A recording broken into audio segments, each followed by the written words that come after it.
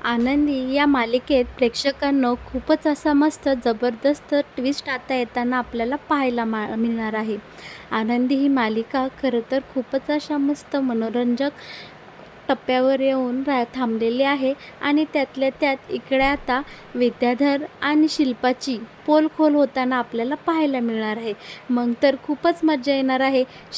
शिल्पा विद्याधरावर आरोप करत असते आणि विद्याधर हा शिल्पावर आरोप करत असतो. या दोघांची जुगलबंदी पाहायला खरंच खूप मजा येणार आहे. आता आनंदी या मालिकेत येणारे काही एपिसोड खूपच असे मनोरंजक आणि हास्यास्पद होणार आहे बरं का प्रेक्षकांनो. तुम्ही हे पाहायला अजिबात मिस करू नका. आणि हो, इकडे आता येणाऱ्या काही भागांमध्ये नक्की काय घडणार आहे, काय मजा येणार आहे, हे पाहण्यासाठी तुम्ही हा व्हिडिओ नक्की शेवटपर्यंत पहा बरं का प्रेक्षकांनो. आता इकडे आपल्याला असं पाहायला मिळणार आहे की फॉरेनचे इथे क्लायंट आलेले असतात. ते खूप खुश झालेले असतात. त्यांना ती मूर्ती इतकी आवडलेली असते, युगंधरचा पाहुणचार इतका आवडलेला असतो की ते एकदम खुश म्हणजे खुश होऊन गेलेले असतात. इकडे आता त्या फॉरेनच्या क्लायंटची फक्त एकच इच्छा राहिलेली असते, ती म्हणजे त्यांना आनंदीला पाहायचं असतं. म्हणजे युगंधरच्या मिसेस कोण आहे त्यांना आता या क्लायंटला त्यांना भेटायचं असतं. तेव्हा ते क्लायंट त्या शेजारी आणलेल्या माणसाला सांगत असतात की तुम्ही या घरात या वाड्याची निंबाळकर वाड्याची जी कोणी सून आहे, युगंधर सरांचे जी कोणी मिसेस आहे, त्यांना बोलावून घ्या. आम्हाला त्यांच्यासोबत गप्पा मारायच्या आहे.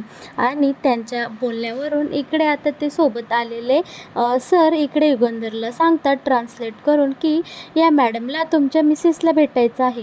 तेव्हा युगंधर आता इकडे धनश्रीला बोलतो, अगं जा आनंदीला बोलवून आण. तेव्हा आता ताईसाहेब यावर म्हणतात, अरे आनंदी मगाशीच तिकडं तिच्या माहेरी निघून गेली. मी तिला बोलले होते जाऊ नकोस, पण ती निघून गेली. शोभतं का तिला? आपल्या घरी पाहुणे येणार आहे आणि ही मुलगी खुशार माहेरी निघून गेली. तेव्हा आता इकडे युगंधर काय करतो, तिकडे घरी आबांना फोन लावता आणि बोलतो की आनंदी आली आहे का तिकडे. आता इकडे आनंदीच्या बहिणीला काय वाटतं, आनंदी कसले तरी प्रॉब्लेममध्ये आहे आणि मग ती आनंदीला सावरून घेण्यासाठी खोटं बोलते आणि म्हणते हो हो आनंदी आली आहे इकडे. आणि मग आता काय इकडे तो ट्रान्सलेट करणारा माणूस तिकडे त्या क्लायंटला सांगतो की आनंदी मॅडम त्यांच्या माहेरी गेले आहेत आणि त्यांना यायला वेळ होईल. तेव्हा ते क्लायंट बोलतात की त्या मॅडम येस्तोवर आम्ही थांबतो, आम्हाला त्यांना भेटायची खूप इच्छा आहे, तुम्ही त्यांना ताबडतोब बोलवून घ्या. तसं युगंधर निरोपसुद्धा देतो की आनंदीला सांगा की लवकरात लवकर घरी निघून ये. आबांकडे युगंधरने छानपैकी आनंदीसाठी निरोप ठेवलेला असतो. इकडे निंबाळकर वाड्यावर बरं का प्रेक्षकांनो, आपली आनंदी ही तिथे मूर्तीच्या रूपात उभे राहिलेली असते. त्यामुळे आनंदी कशी काय येणार बरं इथे पाहुण्यांसमोर. आणि इकडे आनंदीच्या बहिणीला आता खूप टेन्शन आलेलं असतं.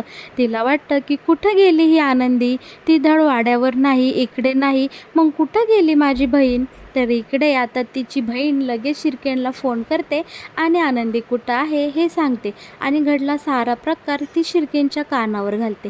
शिर्के काय करतात, लगेच इकडे लिंबाळकर वाड्यावर फोन करतात आणि आनंदी कुठं आहे याची चौकशी करतात.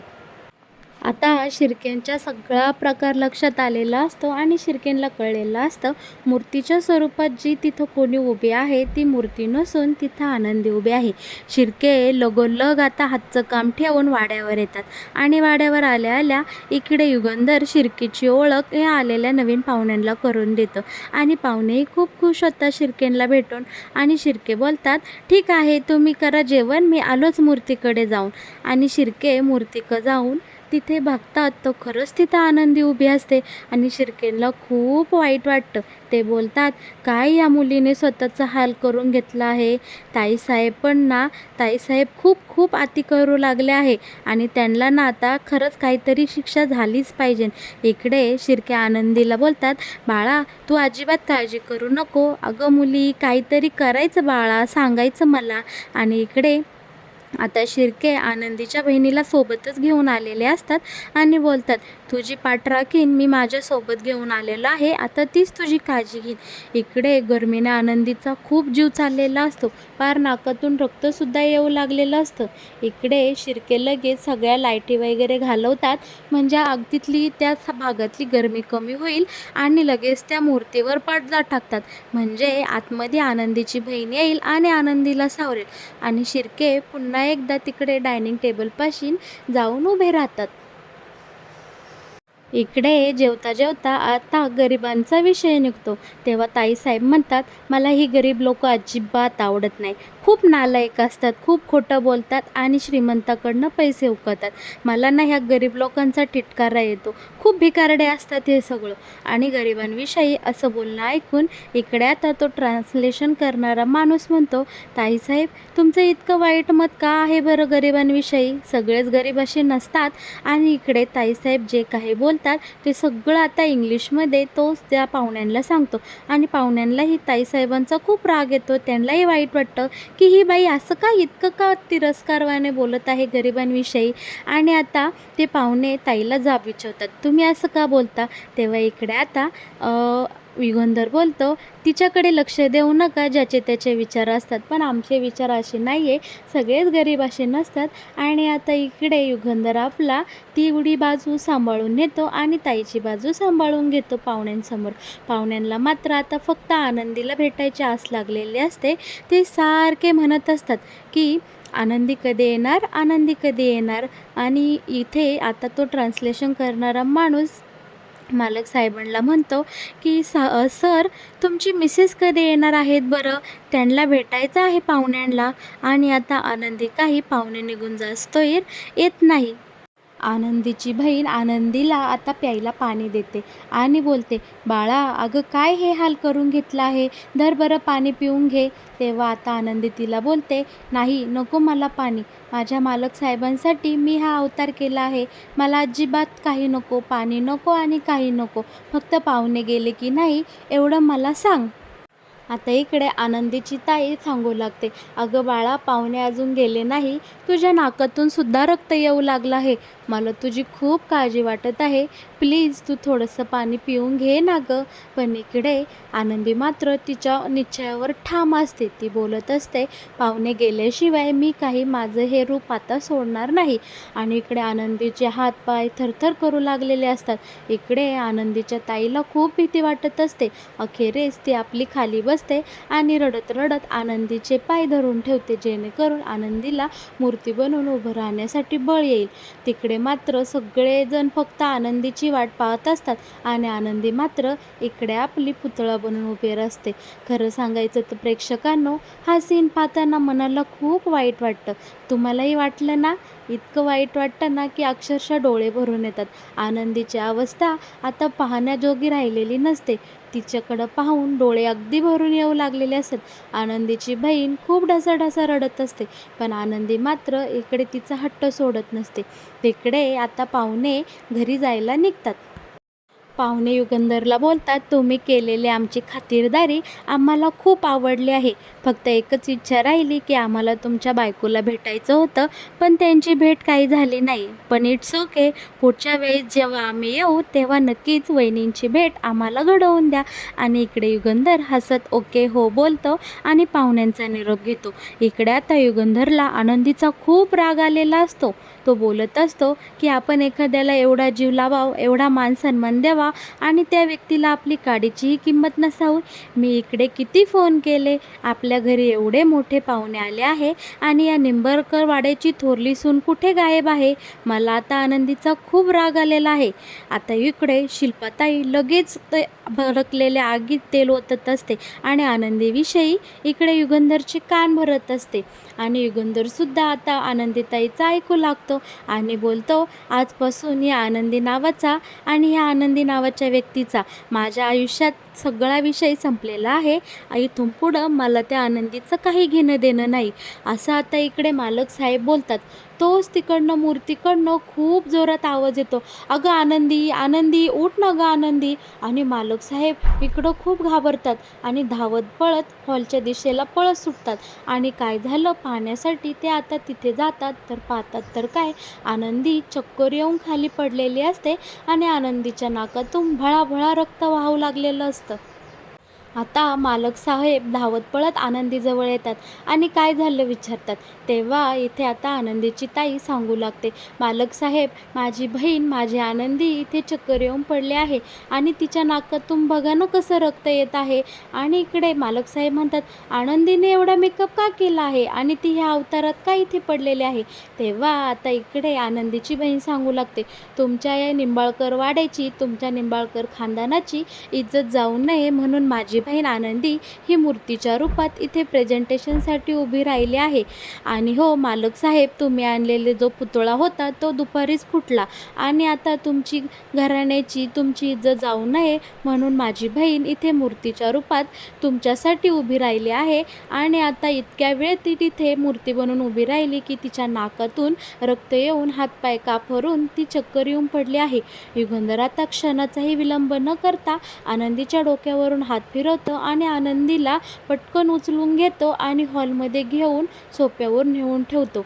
पटकन बोलतो, "जा पाणी घेऊन या." आणि पटापट सगळेजण कामाला लागतात. एक फडकं आणि पाणी घेऊन तिथली एक दुसरी ताई येते आणि मालक साहेब हे आनंदीचा व्यवस्थित चेहरा पुसून काढतात.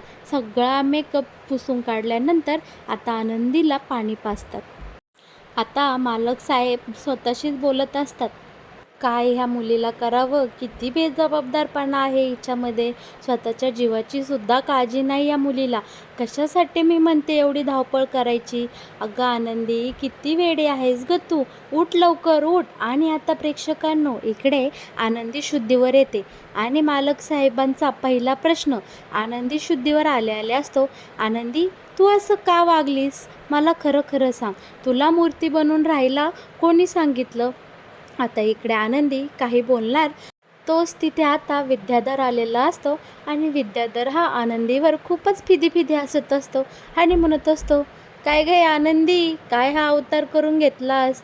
तू आज मूर्ती बनली होती म्हणेस." आणि खूप मोठ्याने असतो आणि वर बोलतो, "होय आनंदी, मग दुपारी मूर्ती फुटली आणि चक्क तूच मूर्तीच्या जागी उभी राहिली. हे तर मला खूपच आश्चर्यकारक वाटतं." आणि मग काय प्रेक्षकांनो, इकडे विद्याधर हा त्याच्या शब्दामध्ये अडकतो आणि मालक साहेब विचारतात, "विद्याधर, दुपारी मूर्ती फुटली हे तुला कसं माहीत? नक्की काय प्रकार आहे?" म्हणजे विद्याधर, याचा अर्थ असा की ही मूर्ती तूच फोडली आहेस ना? आता विद्याधर गडबडतो आणि बोलतो, "अरे दादा, काय रे तुझं प्रत्येक वेळेस मी केलं, मी फोडलं, मी ठेवलं. हे बघ दादा, मला काही यातला प्रकार माहीत नाही. मूर्ती फुटली हे बाकी मला माहिती आहे, पण ती कशी फुटली, कोणी फोडली हे मला काहीही माहीत नाही." पण इकडे आता युगंधर खूप तापलेला असतो, चिडलेला असतो. त्याचा हा विद्याधरच्या बोलण्यावर काडी मात्र विश्वास नसतो.